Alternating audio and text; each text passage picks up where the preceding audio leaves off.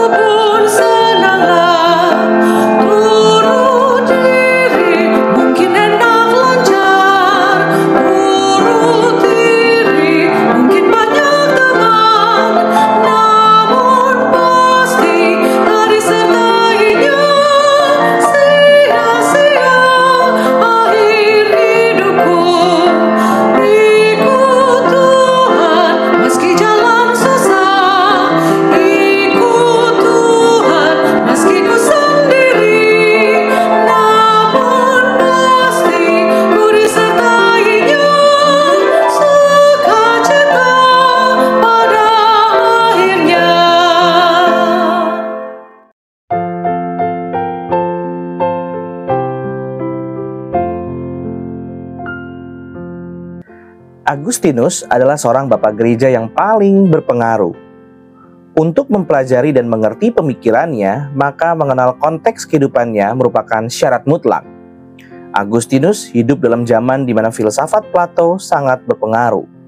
Filsafat Plato berpendapat bahwa dunia keberadaan ini terbagi dua, dunia ide atau form dan dunia materi atau matter. Dunia ide adalah dunia yang tidak kelihatan, yang sempurna, baik dan bersifat roh. Sedangkan dunia materi itu dunia yang kelihatan, tidak sempurna, sesuatu yang hanya semu dan bersifat jahat. Dari pemikiran Plato inilah terbentuk ajaran Manikeism yang merupakan bentuk puncak dari ajaran Gnostik. Melalui pemikirannya, Agustinus mempertahankan kekristenan agar tidak terpengaruh filsafat dualisme dari Plato. Salah satunya adalah teori pengetahuan dan doktrin iluminasi dari Tuhan untuk kepastian pengetahuan sejati yang sudah manusia dapatkan. Menurut Agustinus, epistemologi atau knowing tidak dapat dipisahkan dari ontologi, being. Keberadaan Tuhan, ontologi yang kekalah yang menjadi dasar bagi segala penilaian agar dapat menghasilkan pengetahuan atau epistemologi. Jiwa manusia di dalam keberadaannya mempunyai dua fungsi rasio. Yang tinggi yaitu higher reason dan yang rendah, lower reason. Juga memiliki standar untuk bisa menilai sesuatu. Standar ini merupakan refleksi dari form dalam diri Allah. Dengan higher reason, manusia mencari pengetahuan yang bersifat kekal, dan manusia dapat mencapai kebijaksanaan yang disebut sapientia atau wisdom. Dengan lower reason, manusia mempelajari sesuatu yang bersifat sementara atau mempelajari alam, dan yang manusia dapatkan adalah pengetahuan yang disebut scientia atau knowledge, pengetahuan rasional yang bersifat temporal. Tubuh manusia yang secara ontologi berada di level paling rendah, mempunyai sensasi melalui panca inderanya untuk mengerti apa yang ada di luar tubuh dan mengetahui proses yang terjadi. Yang didapat dari sensasi ini kemudian dipilah, dianalisis, dan dikelompokkan oleh kesadaran rasional menjadi informasi.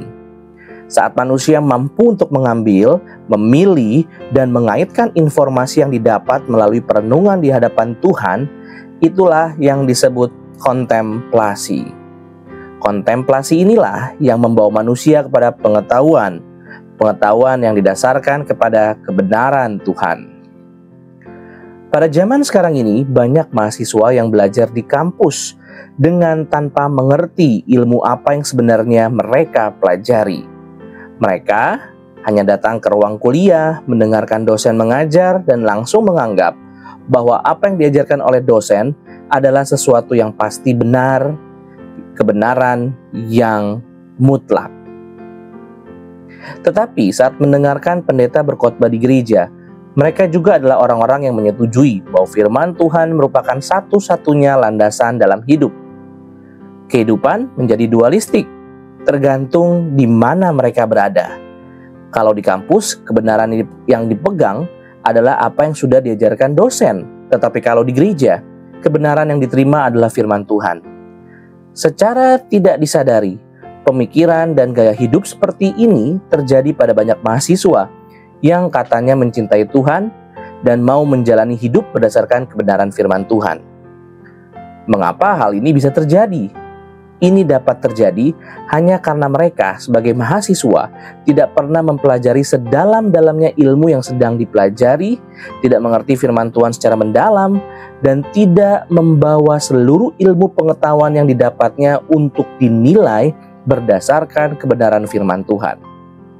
Ketika para mahasiswa berpikir bahwa ilmu yang didapat di kampus adalah pengetahuan yang sesungguhnya tanpa perlu dikaji lagi dengan lebih mendalam, langsung menerima begitu saja semua yang diberikan, mereka sebenarnya tidak tahu apa yang mereka tahu. Itu sebabnya pengetahuan yang didapat dari kampus tidak membuat mereka menjadi lebih bertumbuh dalam pengenalan akan Allah. Seharusnya ketika seseorang mempelajari alam ciptaan Tuhan yang adalah wahyu umumnya, dia dapat bertumbuh di dalam pengenalan akan Allah. Tetapi ketika semuanya hanya bersifat informatif saja tanpa kontemplasi, maka ilmu yang mereka pelajari tidaklah dapat disebut sebagai kebenaran karena tidak terkait dengan Allah sang kebenaran. Hal ini bukan hanya terjadi di kampus-kampus. Dalam berbagai bidang, manusia hari ini mempunyai pemikiran seperti ini. Manusia tidak lagi peduli akan benar tidaknya suatu pengetahuan, tetapi lebih kepada kegunaannya. Manusia mengira karena sudah dapat diaplikasikan dalam hidup sehari-hari, berarti sudah cukup dan benar pengetahuan yang didapat. Tetapi, bagaimana dengan pertanggungjawaban manusia terhadap Tuhan Sang Pencipta? Bukankah Dia adalah Sang kebenaran yang absolut? Sehingga setiap kebenaran baru disebut kebenaran jika dapat dijustifikasi dengan firman-Nya. Namun, menurut Agustinus, pengetahuan yang sudah dikaitkan dengan kebenaran sejati belumlah cukup, sebab pengetahuan tersebut juga harus ditopang oleh divine illumination. Bagaimanapun hebat diri manusia itu, dia tetap memerlukan Tuhan untuk memberikan kepastian dalam apa yang manusia cari sebagai pengetahuan dalam hidupnya. Tanpa kepastian dari Tuhan, semuanya menjadi sia-sia, tidak bernilai sama sekali.